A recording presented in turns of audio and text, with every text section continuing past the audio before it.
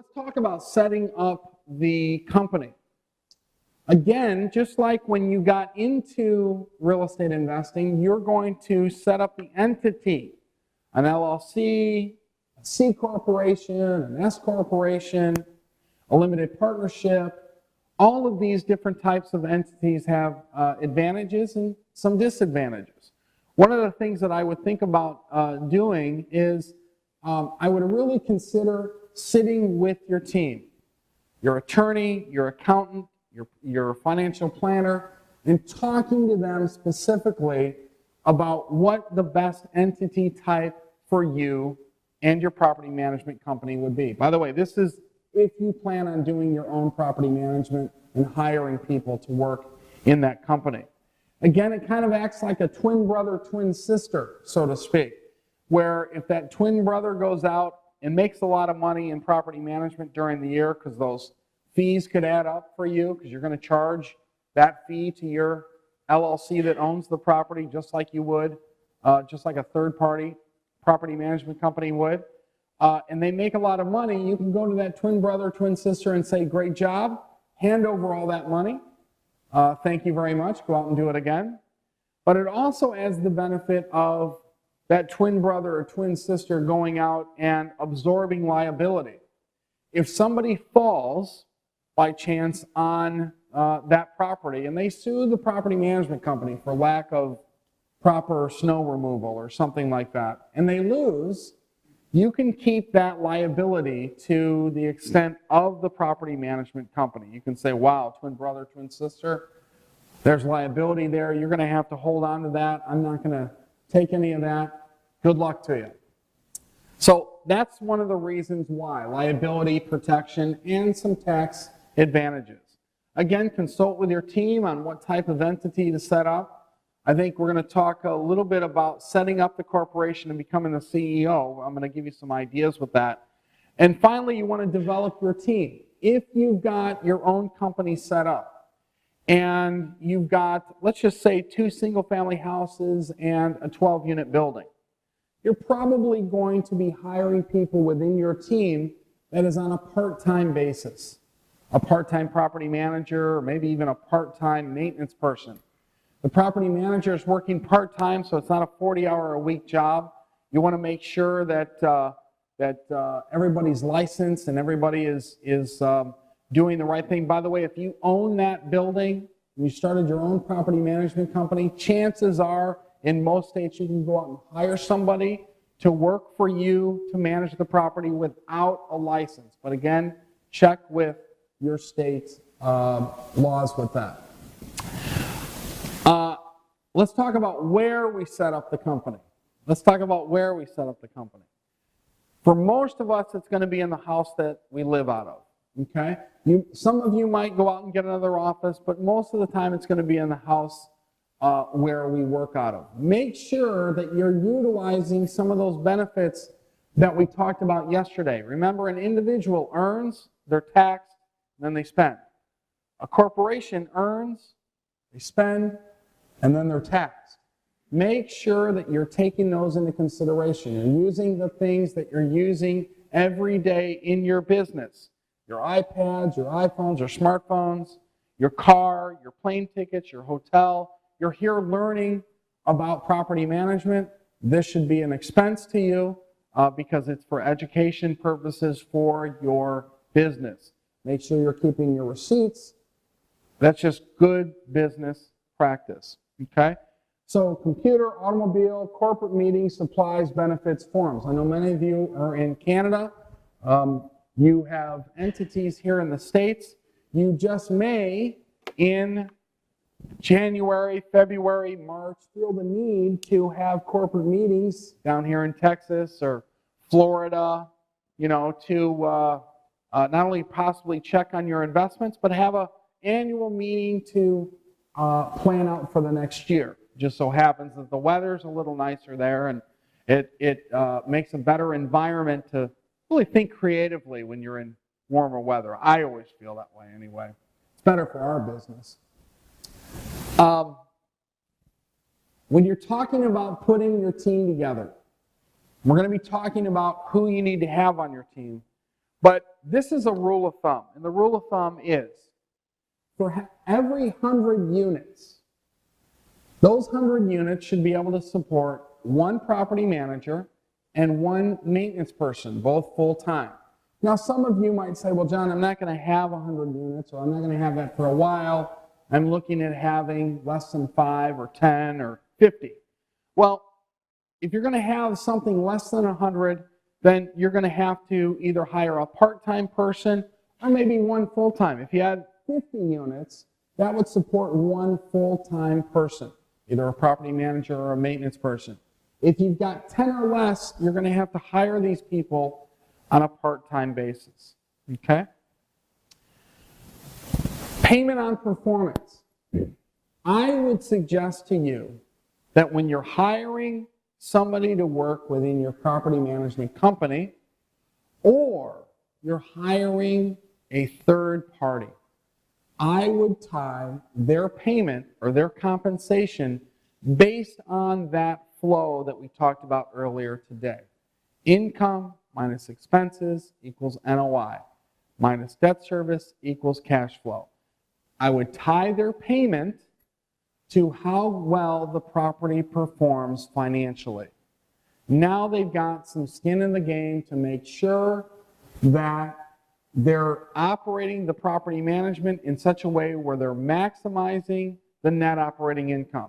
Do you see how we're starting to tie the two together now? Does everybody see that? Okay. I really want you to make sure that if you tie the compensation of that property manager to income, it's a game changer. It's a whole different story. When you don't tie it to income, there's no incentive to stick with net operating income goals or cash flow goals. By the way, that's the other thing you're going to set up. For every property that you own, for those of you that own property right now, I need you to have a meeting at the end of the year, each year. And in that meeting, you're going to talk about net operating income goals or cash flow goals for the following year. You need to take those goals and assign them to or work with the property management company to ensure that you're both on the same page. Does that make sense to everybody? I really think that's something in November or December you should have every year, a meeting about your properties. Let's talk about NOI goals. Let's talk about cash flow. Let's talk about how the debt service is going to change, perhaps. These are very, very important. After that meeting, the goals that you've come up with, you've got to sit with the property manager and say something like this. We're going to pay you 5% on gross rents collected. And then the balance of that is going to be predicated on, there I go again, using the big words, predicated, but it's going to be predicated on how close or how much you supersede our net operating income goals. Something along those lines, okay? I really think that you should tie those two things together. You're going to get a little bit of resistance from property management companies, but again, I think it's something that you're going to need to do. If you want to make sure that they're managing your property correctly, that's a great way to do it. It goes back to that question of when a prospective tenant comes in the door, how does that property manager handle that prospective tenant when they're managing hundreds of other units? When you tie compensation to net operating income and that tenant comes in the door, they're going to put that tenant in your unit first. And that's why I do that, because it's a safeguard. You guys are going to be in Canada, the property's in the States. You've got to have safeguards built in your contract that ensures that you get the best performance. They're going to want to fill that first because they get paid more for that. Control with other team members. Utility players, I skipped one. How does their team, be it somebody that you're going to hire or somebody that hire within your own company or hire as a third party, how do their team members, how are they skilled? In other words, if you have a property manager that goes on vacation, is a maintenance person able to show a unit? Or vice versa? Do they have utility players that can do a lot of different things? Their maintenance personnel, are they what is called HVAC certified? Heating, ventilation, air conditioning. Are they certified to go in and add coolant or freon to an air conditioner unit? Are they licensed to do that? Or do we have to sub that out to a third party? If we sub those things out to a third party, typically our expenses are higher.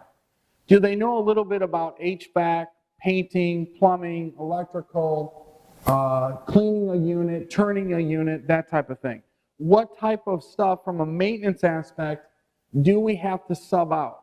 The reason I'm asking you to ask those questions is because that comes into play with respect to costs. Income minus expenses. If our expenses are higher because we're subbing out to a third party rather than keeping those in-house, we're going to have a diminished net operating income. A diminished net operating income is going to affect our ability to pay our debt service and ultimately lower our cash flow. I know I keep going back to that, but that's exactly what property management is. If you take your eye off of that main thing, you're not going to be as successful. You're not going to be as successful. I have looked at thousands of rental units in my career, thousands. And the problem usually happens when they take their eye off the financial performance of the asset, be it a single-family house or an apartment building or office building, storage units, you name it. But that typically is where it breaks down. And it's not because they're being malicious for the most part. It's just they don't know. They don't realize that that's important. Anybody can go get a license to be a property manager. Anybody can hold a real estate license or a broker license to do that. But very few property management companies focus on the financials like I think that's needed. Very few, okay? The good ones, you'll know because they talk about that consistently through their presentation. They talk about NOI, how they're going to do that. They talk about how they raise rent. They talk about how they lower expenses. They talk about how they're cognizant of debt service and the changes with that. And their ultimate idea and presentation is how they put more cash flow in your pocket. Now let's just call a little bit of a timeout here because I think we're at the point where I just want to kind of point out something. And this has to do with theory rather than specific strategy. The theory of what we're doing with our investment is we're having our tenants go to their 9 to 5 to earn the money, to cut us the most important check of the month. That check covers our expenses, our debt service, and puts cash in our pocket. If we go back to our investment theory, remember, you could go the route of getting into the corporate world, contributing to the RRSP plan, and in 30, 40 years have $1 million set aside for you to live off of. So it's 2052, we've got $1 million set aside, we're going to make 10% a year off of that, and we're going to live off that $100,000 every year. We're hoping that's going to happen. Again, I don't have a problem with the $1 million. I got a problem with the 30, 40 years. What I'm asking you to think about is utilize that $1 million today and use the efforts of your tenants going to their 9 to 5 to cut you that most important check. If we don't manage that process through good, healthy property management, you're not going to be able to take advantage of that $1 million as well. And that's why I hark on that income, expenses, NOI. Question, Penny. Okay, can you hear me? I can hear you. Okay, good. What is your thought process when it comes to when you have a multifamily unit and you have to hire somebody to come in full-time to manage the property, providing a unit, like a one-bedroom unit for that as part of their compensation, if the numbers work out, do you think that that's a good idea or is that a bad idea? Yeah, in school, in business school, they teach this big thing. I mentioned it earlier. It's called the cost versus benefit. You actually do this analysis. And if you're going to make that decision and say that, yeah, I'm going to give somebody an apartment. I'm going to give them in lieu of rent coming in. I'm going to give an apartment but I'm not paying them a salary, or maybe I'm giving them a reduced salary for that. So I'm going to work out that cost and see what the benefit is. The benefit really is, hey, I've got a property manager that is going to be on site 24 hours a day. The benefit to me is there's always somebody that's going to be watching what's going on, as opposed to a property manager that works there from 9 to 5 and then leaves. When they work there from 9 to 5 and leaves, there's nobody there that kind of goes on. And the tenant base picks up on that very well. You know, they might wait to kind of turn up that music until 5:15, 5:30, that type of thing. So I think there's a benefit of having somebody on site 24 hours a day. Specifically, I think it's a benefit when you've got a property in which it's a little bit of a distressed situation. You've got a distressed NOI, or you've got a property that's got some, criminal activity that you're trying to clean out and change. Having someone there 24 hours a day is definitely a benefit, okay? I would also consider other things like that topic. Let's say that you're looking at buying an apartment building, and it's in an area that's not bad, but it just needs better management there. And the tenant base has gotten to the point where they were taking advantage of the previous management company. You're coming in and you're implementing good management practices, but there's a stigma about the property in which, some of your occupancy has been down because, well, that's not the best place to live, or there's a crime incident that has happened there before.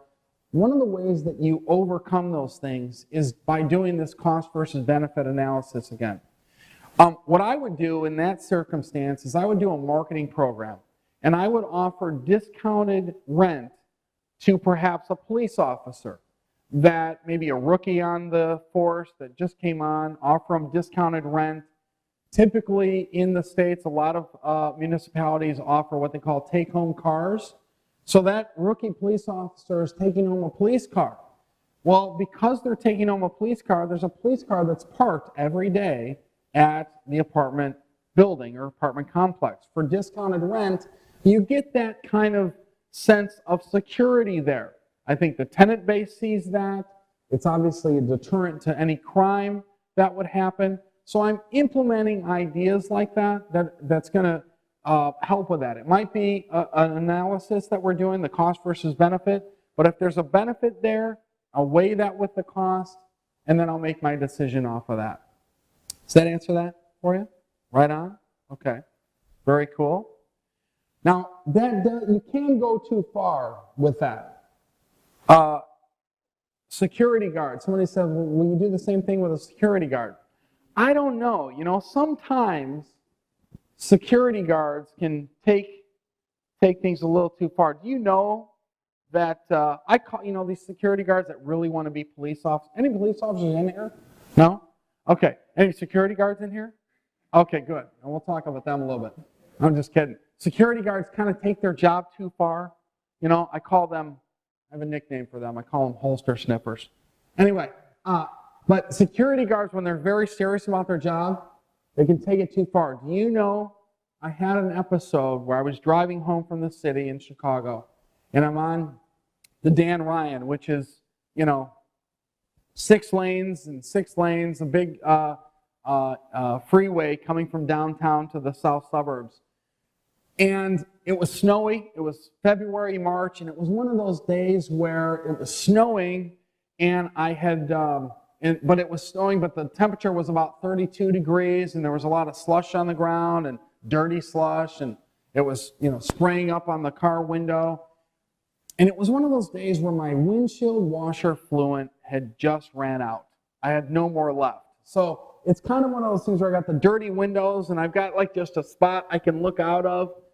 Well, I had my music kind of loud in the car, and I'm just driving, and all of a sudden I noticed I had a flashing light behind me, and I'm like, oh my gosh, I've been speeding probably, I didn't even know. And the gentleman comes up to the car, and he's got this hat on, and he's got a big badge on his hat. And he's kind of yelling at me for speeding, and I'm looking at him, and I'm like, dude, are you a security guard? Do you know I got pulled over by a security guard? Like a mall security guard. Not even like, a mall security guard. I'm serious. He pulled me over in the little white pickup with the yellow light on it, but I couldn't, see the difference because my windows were so dirty. You want to talk about having your pride sink significantly, try getting pulled over by a mall security guard. Your ego goes right out the window. So, but yeah, I would do things like that in anything that you can do, such as having the take-home car parked at your apartment complex. It does a lot of good for you. There's some benefits there, okay? I would also have the question answered on how the interaction is between the maintenance people and the property manager. And the reason I say this is because I've had a property management company for about 13 years. And one of the things that I know is that maintenance people and property managers kind of butt heads a little bit. Now, let me tell you how that is. You might have your property manager incentivized by net operating income. And net operating income tells you that if you have less turnover, you have less turnover expense. Well, if your property manager is incentivized by that, they're going to want to get a tenant in there as soon as possible. Well, the maintenance person, if they're not incentivized in the same way, they're going to feel very rushed by the property manager to get the unit done so the tenant can move in. So there's got to be a little bit of management with that, a little bit of balances with that. So I always try to ask the question, is there a mechanism in place in which there's going to be a control between the team members? How is that managed? Is there communication there? How, by the way, is the maintenance person incentivized? And are they incentivized? It's something to think about there. Knowledge of business, knowledge of wealth. I put this on here because I think it's important that your property manager understand what you're trying to accomplish here. Be it single-family houses for cash flow or apartment buildings for cash flow. I think it's important for you to make sure that who's ever managing your building or single-family house, that they know, number one, how to increase rents, but more importantly, what it's going to take to drive the value of your asset. Remember, in 4 units and under, we're going to be focused on sales comparison. So your subject property is going to be compared to the other properties in that particular area of similar size and characteristics to achieve its value. If it's 5 units and over, we're going to be concerned with financial performance. Hence, we're looking at that net operating income. So in either case, I think it's a good idea for your property manager to have an understanding of that, to have experience with that. They may not have that experience if they're just starting out, okay? Now, I'm not saying somebody that's just starting out wouldn't be good, but I want to make sure that they at least have that knowledge. Remember we talked about yesterday, sometimes when you get a little bit of a newer person in a field, they hustle a little bit more. I always like somebody that hustles. I can't really teach that, but I can train them on the education side. I can teach them what I'm looking for and how to manage that, but it's very hard to coach and train hustle. So just kind of keep that in mind.